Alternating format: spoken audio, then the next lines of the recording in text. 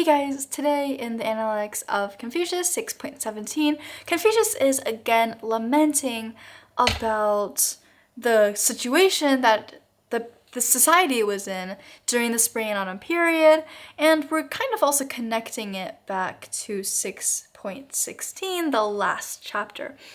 And he uses a very basic, universal metaphor to convey how obvious and necessary and unavoidable it is to walk the way.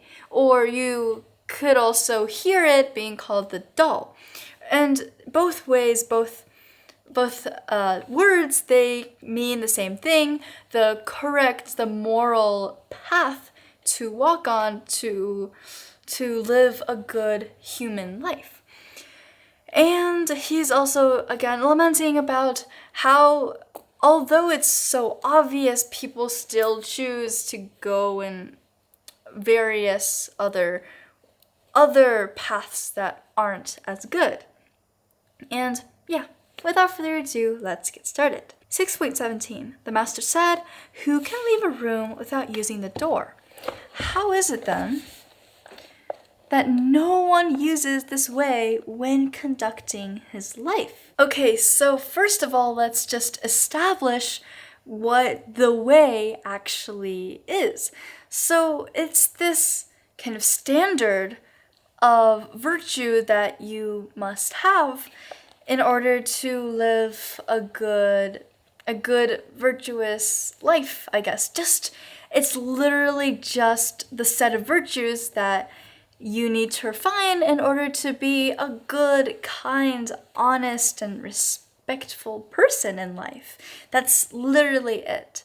So there's humaneness, which is putting other people's needs above your own sometimes.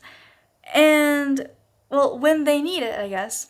And there's also ritual propriety, which is being respectful and doing what you're supposed to do, being humble.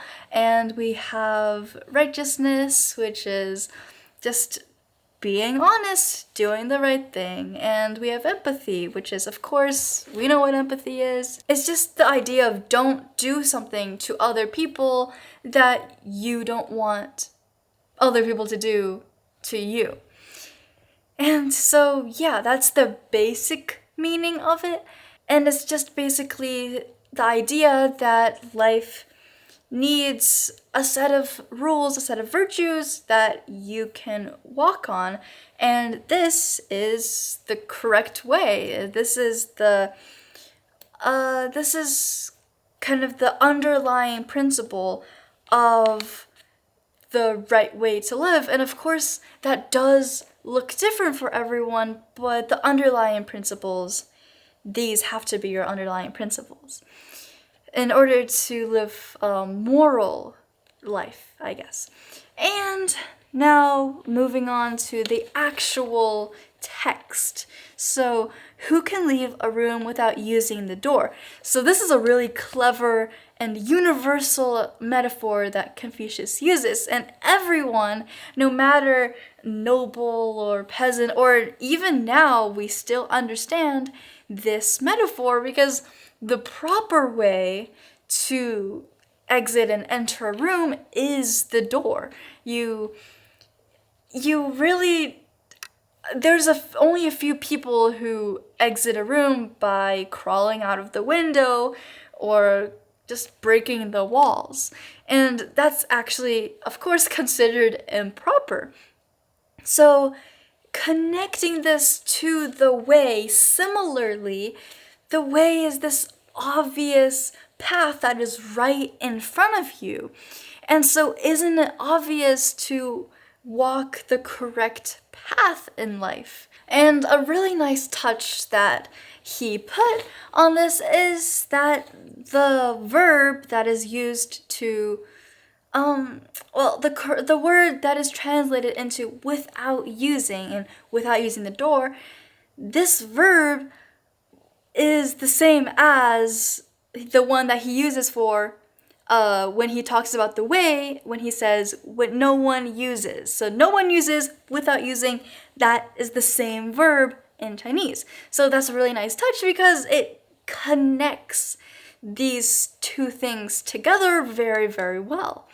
And using this metaphor, he is also conveying that the way is not this esoteric, profound, kind of up there lofty teaching that can only be accessed by scholars or nobles or some kind of wealthy higher up person.